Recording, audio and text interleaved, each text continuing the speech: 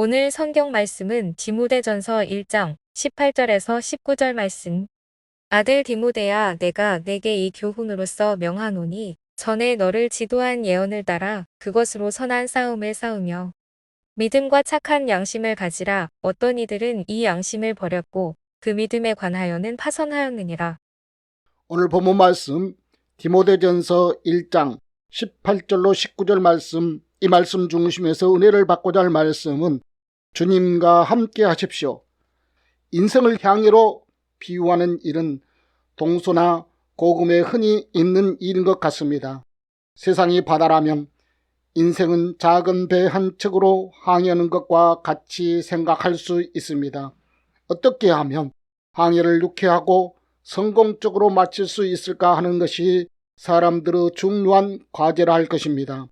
본문에 보면 바울은 아들과 같이 사랑하는 제자 디모데에게 다음과 같이 권면하고 있습니다. 이 말씀은 모든 인생을 위하여 주신 하나님의 진리입니다. 그 첫 번째가 하나님의 뜻에 순종하는 일입니다.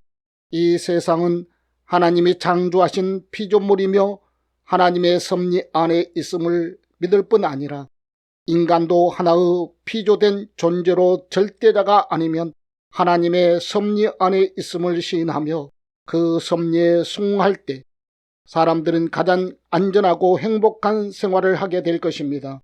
옛부터 우리 조상들도 천명에 순하는 것이 복이라고 말해왔으며 그리스도인들은 그리스도의 본을 따라 내 뜻대로 마시고 하나님의 뜻대로 하옵소서 하고 하나님의 뜻에 순종하는 사람들이었습니다. 두 번째로는 믿음으로 나아가는 일입니다. 항해를 하려고 하면 동력이 필요합니다. 그 힘은 믿음입니다. 예수님은 도움을 바라는 사람들에게 내 믿음대로 되리라 라고 말씀하셨습니다. 큰 믿음이 있으면 크게, 믿음이 적으면 적게 하고 또 믿음이 없으면 아무것도 못하는다는 말씀입니다. 사도 바울은 내게 능력 주시는 자 안에서 내가 모든 것을 할 수 있느니라고 하였습니다. 세상에서 무슨 일을 하든지 그 일에 대한 신념이 있어야 하며 신념이 없는 일은 성공할 수가 없습니다. 세상에는 매사에 적극적인 사람과 신념이 없이 사는 소극적인 사람이 있습니다. 적극적인 사람은 매사에 의욕적이며 긍정적인 사고로 하며 무슨 일이든 쉽게 적응하고 빨리 처리하기 때문에 성공할 수 있습니다. 반면에 소극적인 사람은 매사에 의욕도 없고 도전도 참여도 없으니 성공할 일도 없습니다. 그리스도인들은 믿음을 가지고 무슨 일이나 적극적이며 신념을 가지고 있으므로 절대로 좌절하거나 포기하지 않을 것뿐만 아니라 안 되는 일이 없습니다. 아무리 거센 폭풍이 몰아치고 경합이 일어도 항해를 포기하지 않습니다. 적극적인 사람만이 승리하고 성공을 거둘 수가 있는 것입니다. 세 번째, 정확하고 선명한 항해도가 있어야 합니다. 바다는 그 속이 매우 복잡합니다. 겉으로 보기에는 평안해도 곳곳에 암초가 있어서 배가 암초에 부딪히며 파손하거나 항해를 계속할 수가 없습니다.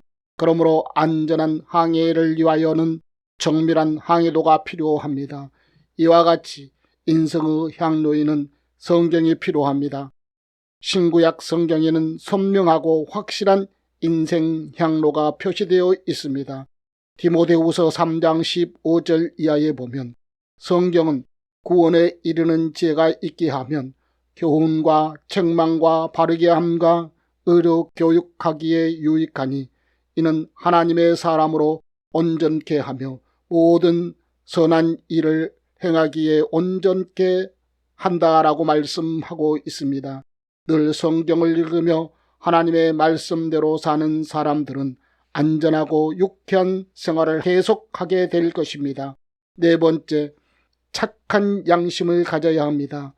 사람의 양심은 배의 나침반과 같은 중요한 역할을 합니다.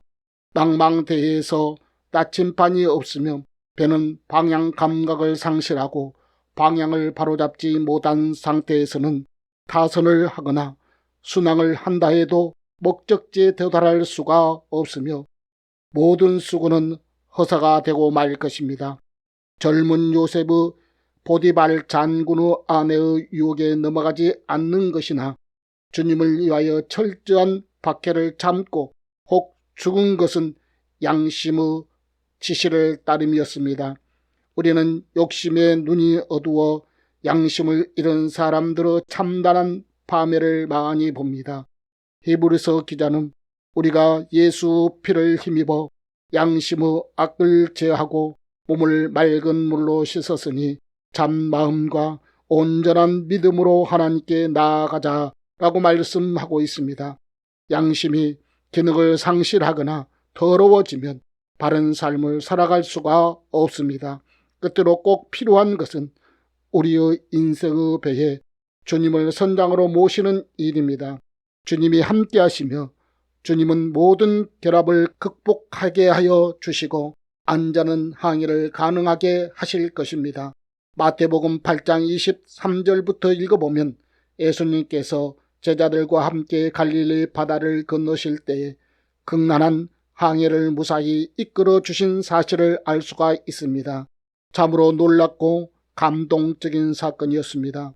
너도 풍랑이 극심한 세상 풍파를 이기고 성공적인 항해를 원하시며 먼저 예수님을 당신의 배의 선장으로 영접하시기를 주님의 이름으로 축원합니다.